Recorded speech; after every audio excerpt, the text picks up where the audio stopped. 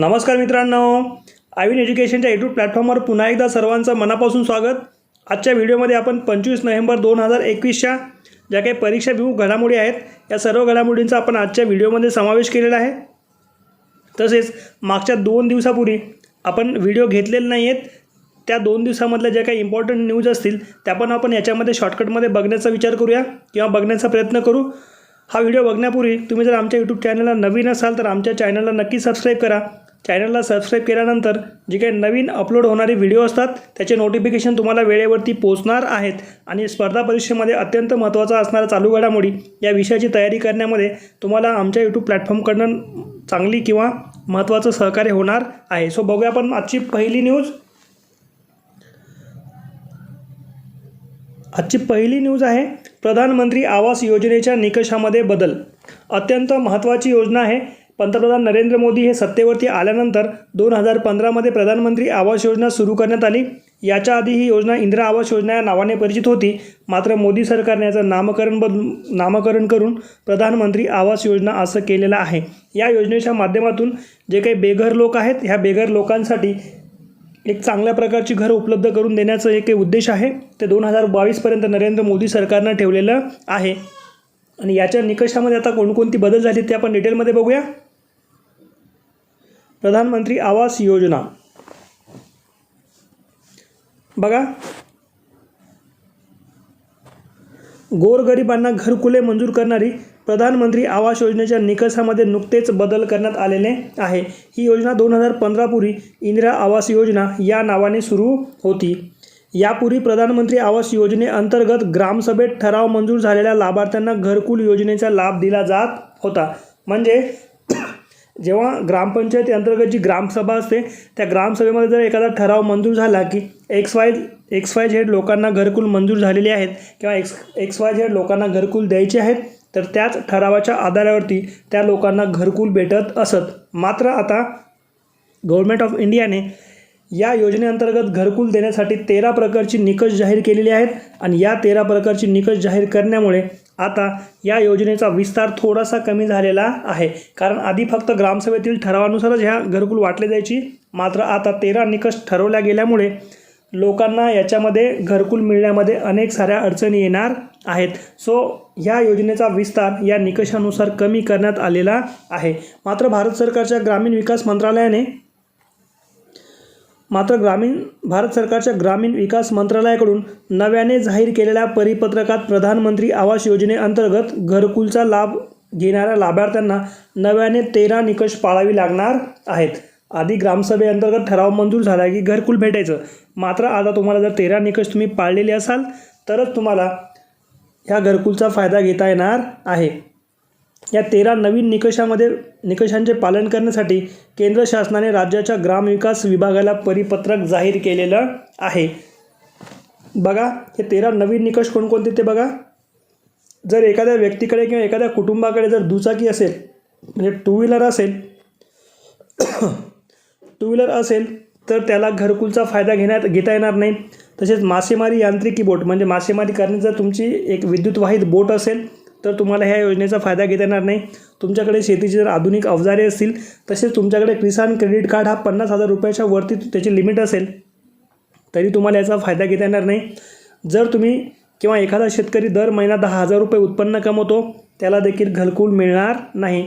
तसेच 6 नंबरचं निकष बघा, इन्कम टॅक्स भरणारे लोक, व्यवसाय कर भरणारे लोक, ज्यांच्याकडे TV आहे किंवा ज्यांच्याकडे फ्रीज आहे, ही जी लोक आहेत यांना देखील घरकुल भेटणार नाही। तसेच ज्यांच्याकडे टेलिफोन आहे किंवा 11 हेक्टरपेक्षा 1 हेक्टरपेक्षा अधिक शेती आहे, तसेच दुबार पीक घेणारे जे शेतकरी आहेत आणि ज्यांच्या घरामध्ये पंखा आहे, या लोकांना घरकुल योजनेचा फायदा भेटणार नाही। म्हणजे अत्यंत महत्त्वाचे निकष आहेत। मात्र या योजनेनुसार जो काही हा लोकांचा आवाका होता तो आवाका अत्यंत कमी होणार आहेत, कारण ह्या 13 निकषापैकी मॅक्सिमम गोष्टी एकदम गरीबातल्या गरीब लोकांकडे देखील उपलब्ध असतात। मात्र केंद्र सरकारचा असा प्रयत्न असावा की जे एकदम निव्वळ गरीब लोक आहेत त्यांनाच या योजनेचा फायदा देण्यासाठी त्यांनी ही निकष ठरवलेली आहेत। सो ही 13 निकष पाठ करा। या 13 निकषावरती प्रश्न फ्रेम होऊ शकतो। वरीलप्रमाणे घरामध्ये वस्तू असतील तर पंतप्रधान आवास योजनेअंतर्गत घरकुल मंजूर करण्यात येणार नाही। अत्यंत महत्त्वाची गोष्ट आहे। जे ह्या निकषामध्ये बसत असतील त्यांना घरकुल टाळलं जाणार आहे. अशा कुटुंबांना घरकुल मंजूर करू नयेत अशा सूचना पंचायत समित्यांना केंद्र सरकारकडून प्राप्त झालेल्या आहेत. नोट बघा, देशाचे पंतप्रधान नरेंद्र मोदी यांनी 2022पर्यंत सर्व बेघरांसाठी घर देण्याचं आश्वासन दिलेलं आहे. प्रधान आवास योजनेबद्दल बघा, ही योजना 25 जून 2015 रोजी सुरू करण्यात आली. या योजनेअंतर्गत 2022पर्यंत सर्व बेघरांना घरे उपलब्ध करून दिली जाणार आहेत आणि याच योजनेअंतर्गत 20 लाख घरे निर्माण करण्याचं उद्दिष्ट ठेवलं गेलेलं आहे. मात्र ही योजना 2015 पूर्वी इंदिरा आवास योजना या नावाने परिचित होती. या योजनेमध्ये एकूण 3 फेज आहेत किंवा 3 भाग आहेत. या 3 भागामध्ये पहिला भाग बघा किंवा पहिला फेज बघा. हा पहिला फेज 25 जून 2015 ते मार्च 2017 या कालावधीमध्ये राबवण्यात आला. म्हणजे ह्या 2 वर्षामध्ये याच्यामध्ये पहिल्या भागामध्ये 100पेक्षा अधिक शहरामध्ये घरे बनवण्यात आलेली होती. सेकंड फेज बघा, या सेकंड फेजमध्ये एप्रिल 2017 ते मार्च 2019 या 2 वर्षामध्ये 200पेक्षा जास्त शहरामध्ये घरे बनवण्यात आली आणि एप्रिल 2019 ते मार्च 2022 या राहिलेल्या काळामध्ये जे काही त्यांचं उरलेलं लक्ष आहे किंवा जे काही उरलेलं त्यांचं उद्दिष्ट आहे ही पूर्ण केली जाणार आहेत. आणि या प्रधानमंत्री आवास योजनेअंतर्गत जो काही लागणारा खर्च असतो तो केंद्र सरकार आणि जे संबंधित राज्य आहे या दोघांमध्ये मिळून 60:40 या प्रमाणात खर्च केला जातो. 60:40 म्हणजे 60:40चा जो काही त्यांचा खर्च असेल हा मॅक्सिमम ठिकाणी असतो. मात्र जे काही हिमालयीन भाग आहेत किंवा ईशान्येकडील जे काही राज्य आहेत त्या राज्यांसाठी केंद्र सरकारचा खर्च 90% असेल आणि त्या संबंधित राज्याचा खर्च किती असेल 10% असणार आहे. सो हे लक्षात ठेवा, अत्यंत महत्त्वाचं आहे.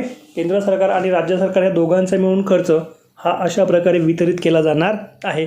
सो अशा प्रकारची ही योजना आणि या योजनेमधली जी निकष आहेत ती अत्यंत महत्त्वाची आहेत आणि स्टेटमेंट लक्षात ठेवा.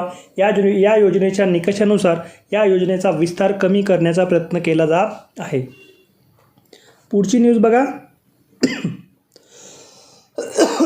पुढची न्यूज आहे बौद्धिक संपदा नोंदणी प्रस्तावात वाढ. जे काही इंटलेक्च्युअल प्रॉपर्टी राईट्स असतात त्यांचे जे काही प्रस्ताव आहेत किंवा त्यांच्यामध्ये ह्या प्रॉपर्टी राईट्सचा किंवा त्यांचा कॉपीराईट असेल किंवा बौद्धिक संपदा असेल किंवा ट्रेडमार्क असतील या गोष्टीवरती स्वतःचा हक्क प्रस्थापित करण्यासाठी जे काही नोंदणी केली जाते या नोंदणीमध्ये यावर्षी मागच्या कोरोना काळापेक्षा जास्त वाढ झालेली आहे. बघूया आपण कशा प्रकारे वाढ झाली आहे. बौद्धिक संपदा नोंदणी प्रस्तावामध्ये वाढ. जे काही विपो आहे त्याला आपण इंटलेक्च्युअल प्रॉपर्टी ऑर्गनायझेशन म्हणतो. ही जागतिक स्तरावरची बौद्धिक संपदेसाठी काम करत असतं. बघा, जागतिक बौद्धिक संपदा संस्थेद्वारा कोरोना काळातील स्वामित्व हक्क आणि व्यापार चिन्ह नोंदणी प्रस्तावाची आकडेवारी नुकतीच जाहीर करण्यात आलेली आहे. स्वामित्व हक्क म्हणजे त्याला आपण पेटंट म्हणतो आणि व्यापार चिन्ह म्हणजे ट्रेडमार्क असतात. ह्या दोन्हींचं जे काही नोंद आहे या दोन्हींची जी काही नोंद झाली ह्या नोंदीची आकडेवारी या विवोमार्फत नुकतीच जाहीर करण्यात आलेली आहे. भारतामध्ये कोरोना काळात स्वामित्व हक्क आणि व्यापार चिन्ह नोंदणीच्या प्रस्तावात वाढ झालेली आहे. अत्यंत महत्त्वाचं स्टेटमेंट आहे. भारतामध्ये वाढ झालेली आहे. स्वामित्व हक्क नोंदणीमध्ये 5.9% वाढ तर व्यापार चिन्ह नोंदणीमध्ये 15.4% वाढ ही भारतामध्ये झालेली आहे. अत्यंत महत्त्वाचं स्टेटमेंट आहे.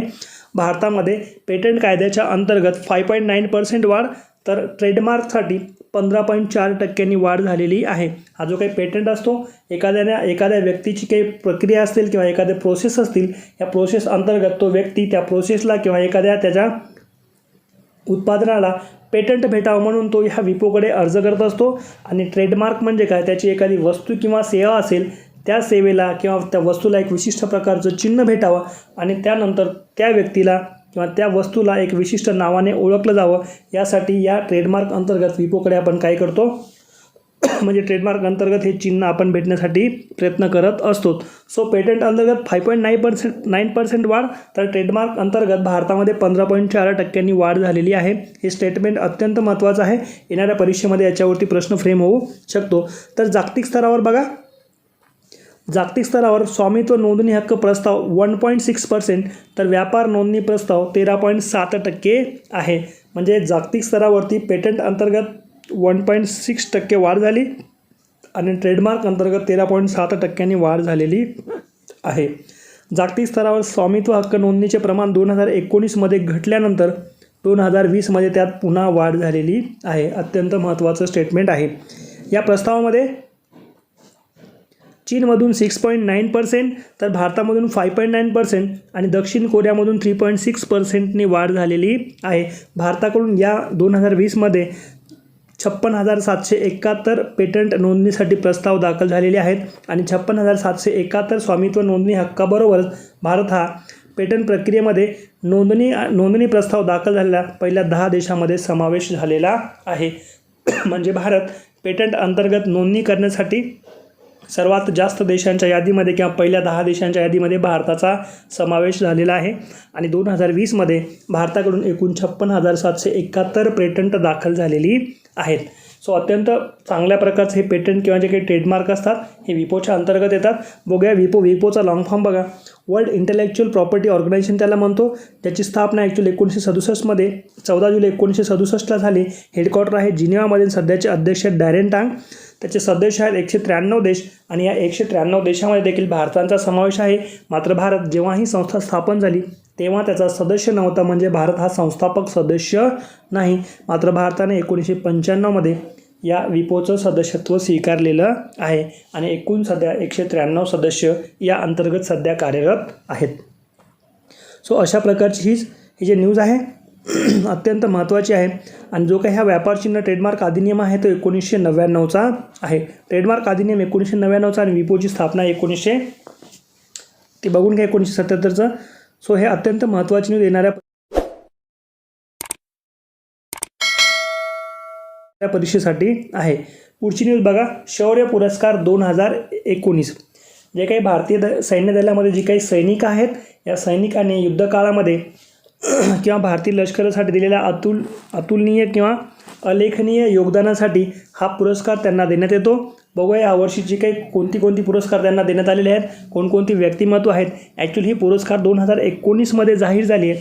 इथे बघा आपण 2019च दिलं आहे. जाहीर 2019मध्ये झाली, मात्र ही पुरस्कार 2021मध्ये प्रदान करण्यात आलेली आहे. कारण 2019पासून जी काही मागची 1-1.5 वर्ष होती याच्यामध्ये कोरोनाचा संसर्ग हा जगाच्या पाठीवरती खूप विस्तारलेला होता आणि अशा वेळेस हे पुरस्कार वितरित करणं हे योग्य नव्हतं. तसेच लॉकडाऊनचा कालावधी होता म्हणून ही पुरस्कार आत्ता ह्या महिन्यामध्ये जवळपास 22 नोव्हेंबरलाही राष्ट्रपतींच्या हस्ते विज्ञान भवनामध्ये दिल्लीच्या हे वितरित करण्यात आलेलं आहे. बघूया आपण. महावीर चक्र हे सन्मानित हे संतोष बाबू नावाचं व्यक्तिमत्व आहे. यांना हा पुरस्कार प्रदान करण्यात आलेला आहे. डिटेल 5-6 व्यक्तिमत्व आहेत, आपण ते बघूया. भारतीय सैन्यामध्ये उत्कृष्ट कामगिरी करणाऱ्या सैनिकांना 2019चा शौर्य पुरस्कार नुकतेच जाहीर करण्यात आलेला आहे. या पुरस्काराची जे काही प्रदान केलं आहे ते रामनाथ कोविंद यांनी, जे काही आपले राष्ट्रपती आदरणीय रामनाथ कोविंद सर आहेत, यांच्या हस्ते 22 नोव्हेंबर 2021ला विज्ञान भवन दिल्लीमध्ये, डेट महत्त्वाची आहे, 22 नोव्हेंबर 2021 विज्ञान भवन दिल्लीमध्ये प्रदान करण्यात आलेली आहेत. आणि हा पुरस्कार 2019मध्ये जाहीर झाला होता, मात्र कोरोनाच्या संसर्गजन्य साथीमुळे हा पुरस्कार 2021मध्ये प्रदान करण्यात आलेली आहेत. पुढे बघा. भारतीय वायुसेनेचे तत्कालीन विंग कमांडर अभिनंदन वर्धमान यांच्या अतुलनीय शौर्यासाठी भारताचे 3रे सर्वोच्च शौर्य पदक जे काही वीरचक्र आहे हे यांना प्रदान करण्यात आलेलं आहे. वीरचक्र अभिनंदन वर्धमान यांना प्रदान करण्यात आलेलं आहे. यांचं कार्य अत्यंत महत्त्वाचं आहे. जेव्हा पाकिस्तानसोबतचं युद्ध झालं होतं त्या पाकिस्तानसोबतच्या युद्धामध्ये हवाई मारा करताना पाकिस्तानचं F-16 नावाचं जे काही विमान आहे हे विमानावरती यांनी अटॅक केला होता आणि ते विमान जमिनीवर त्यांनी खाली पाडलेलं होतं. मात्र याचबरोबर त्यांचा विमानाचा देखील तोल हा पाकिस्तानच्या रद्दीमध्ये गेला होता आणि ते पाकिस्तानच्या ताब्यामध्ये किंवा तावडीमध्ये सापडले होते. मात्र 2 दिवसानंतर त्या व्यक्तिमत्वाची सुटकाही झाली होती आणि याच्या या अत्यंत महत्त्वाच्या योगदानासाठी राष्ट्रपतीकडून त्यांना वीरचक्र नावाचा हा सेकंड जो काही पुरस्कार आहे तो प्रदान करण्यात आलेला आहे. अभिनंदन वर्धमान यांनी 2019मध्ये भारतीय हद्दीत घुसलेल्या पाकिस्तान विमानांना हुसकावून लावताना पाकिस्तानचे विमान F-16 जे आहे ती हवेतून पाडलेलं होतं. पाकिस्तानची जी काही जैश-ए-मोहम्मद नावाची दहशतवादी संघटना आहे या संघटनेच्या माध्यमातून 14 फेब्रुवारी 2019 रोजी CRPF ताफ्यावरती आत्मघातकी हल्ला करण्यात आला होता, ज्यामध्ये भारताचे 40 सैन्य जे आहेत ते शहीद झालेले होते. त्याला प्रत्युत्तर म्हणून भारताने बालाकोटमध्ये दहशतवादी तळावर 26 फेब्रुवारी 2019 रोजी हल्ला केलेला होता व दुसऱ्या दिवशी म्हणजे 27 फेब्रुवारी 2019ला युद्ध घडत असताना अभिनंदन वर्धमान यांनी पाकिस्तानचे F-16 विमान हवेतून खाली पाडले व हे करत असताना अभिनंदन वर्धमान यांचे लढाऊ विमान पाकिस्तानच्या हद्दीमध्ये अपघातग्रस्त होऊन पाकिस्तानी सैन्यांच्या हाती लागलेलं होतं. मात्र भारताने पाकिस्तानवर आणलेल्या राजनैतिक दबावामुळे 2 दिवसांनी पाकिस्तानने अभिनंदन वर्धमान यांची भारताकडे सुपूर्द केलेलं होतं किंवा त्यांची पाकिस्तानमधून सुटका केलेली होती. या उल्लेखनीय कामगिरीमुळे हा पुरस्कार प्रदान करत असताना शत्रूने बंदी बनवले असूनही 1 मार्च 2019 रोजी मायदेशी परत येईपर्यंत वर्धमान हे आपल्या कर्तव्य आणि भावनेपासून विचलित झाले नाहीत असा उल्लेख राष्ट्रपती महोदयांनी केलेला आहे आणि त्यांना हा वीरचक्र प्रदान त्यांना करण्यात आलेला आहे. इतर शौर्य पुरस्कार बघा. मेजर विभूतिशंकर धवडेल यांना मरणोत्तर शौर्यचक्र प्रदान करण्यात आला आहे. मरणोत्तर आहे. हा जो पुरस्कार असतो हा ॲक्च्युअली म्हणजे जिवंतपणी पण देण्यात येतो आणि मरणोत्तरपणी पण देण्यात येतो. सो यांना वर्धमान यांना जिवंतपणी देण्यात आला आहे, तर बाबू यांना हा पुरस्कार, धवडे यांना हा मरणोत्तर देण्यात आलेला आहे. धवडेल यांच्या पत्नी लेफ्टनंट नितिका कौल आणि आई यांनी राष्ट्रपतीच्या हस्ते हा पुरस्कार स्वीकारलेला आहे. तसेच नायब सुभेदार जे काही सोमबीर आहेत यांना मरणोत्तर शौर्य चक्र प्रदान करण्यात आलेला आहे. सोमबीर यांचं कर्तव्य बघा. सोमबीर यांनी जम्मू काश्मीरमधील मोहिमेदरम्यान A++ श्रेणीतील दहशतवाद्यांना ठार केल्याबद्दल हा पुरस्कार त्यांना मरणोत्तर देण्यात आलेला होता. तसेच कोर ऑफ इंजिनिअरिंगचे प्रकाश जाधव यांना मरणोत्तर कीर्तिचक्र हा दुसरा सर्वोच्च शौर्य पुरस्कार प्रदान करण्यात आलेला आहे. प्रकाश जाधव यांनी जम्मू काश्मीरमधील मोहिमेत दहशतवाद्यांना ठार केले होते आणि हा पुरस्कार त्यांच्या पत्नी व आईने राष्ट्रपतीच्या हस्ते स्वीकारला होता. तसेच 16 बिहार रेजिमेंटचे कमांडिंग ऑफिसर कर्नल बिमीकुमार संतोष बाबू यांना महावीर चक्र प्रदान करण्यात आलेलं आहे.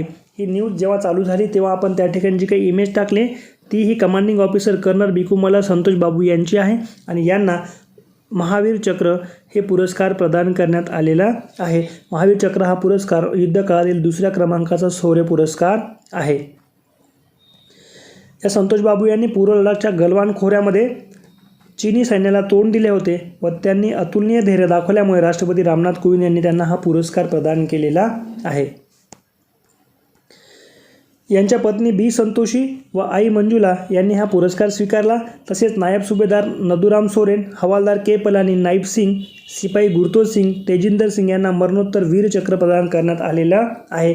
या सर्व सैनिकांनी मिळून 15 जूनला गलवान खोऱ्यामध्ये चीनी फौजांशी लढताना आपलं प्राण दिलं होतं, म्हणून यांना हा जो वीरचक्र आहे तो मरणोत्तर प्रदान करण्यात आलेला आहे.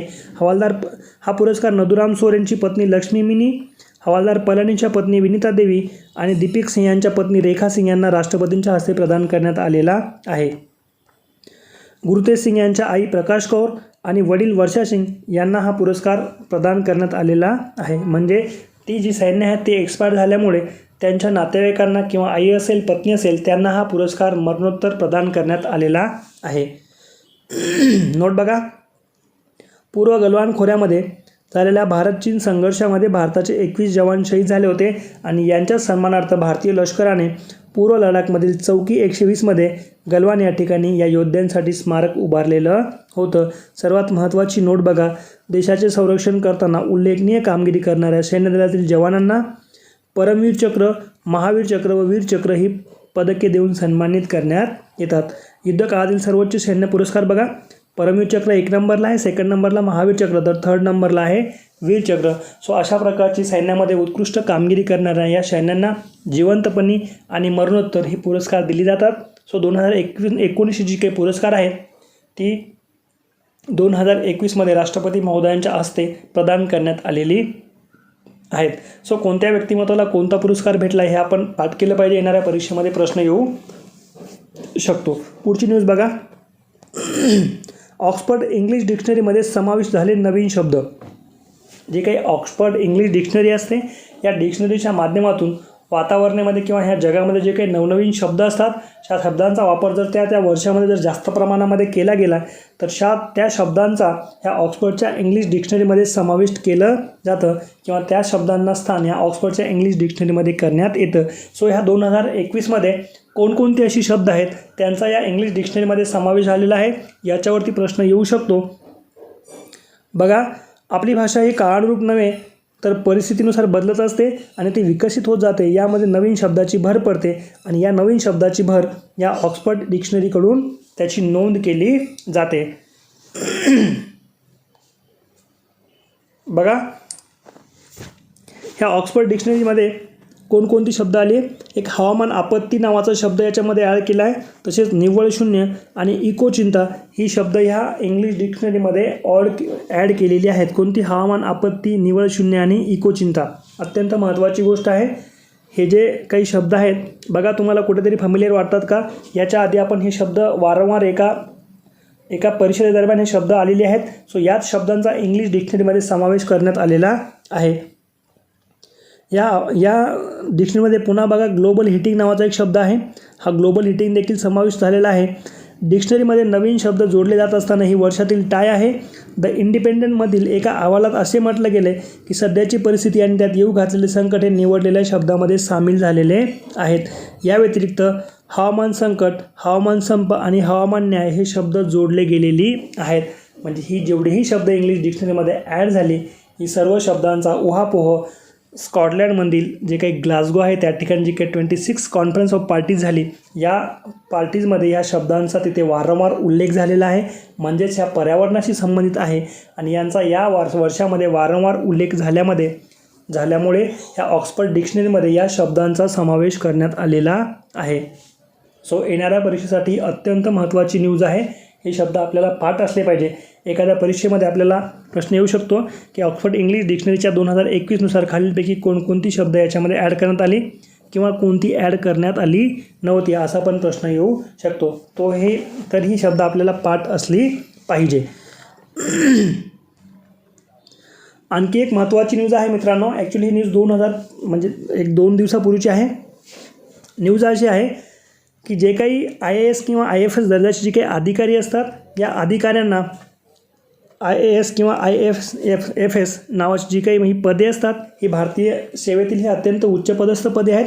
या पदावरील अधिकाऱ्यांना एखाद्या सरकारी किंवा खाजगी कंपनीकडून जर त्यांना एखादा सन्मान घ्यायचा असेल किंवा एखादं त्यांना मानपत्र घ्यायचं असेल तर त्यांना गव्हर्नमेंट ऑफ इंडियाची परवानगी घ्यावी लागणार आहे. परवानगी घ्यायच्या आधी जर त्यांना फक्त बक्षीस म्हणजे त्यांना फक्त सन्मानपत्र असेल किंवा त्यांचा जर उल्लेख करणारा पत्र असेल हे फक्त ते स्वतः घेऊ शकतात. मात्र सन्मानाच्या माध्यमातून त्यांना सोने, चांदी किंवा इतर जी काही मौल्यवान दागिने आहेत याची जर त्यांना मिळकती करायची असेल तर त्यांना गव्हर्नमेंट ऑफ इंडियाकडून त्यांची परवानगी घ्यावा लागणार आहे. अत्यंत महत्त्वाची गोष्ट आहे मित्रांनो.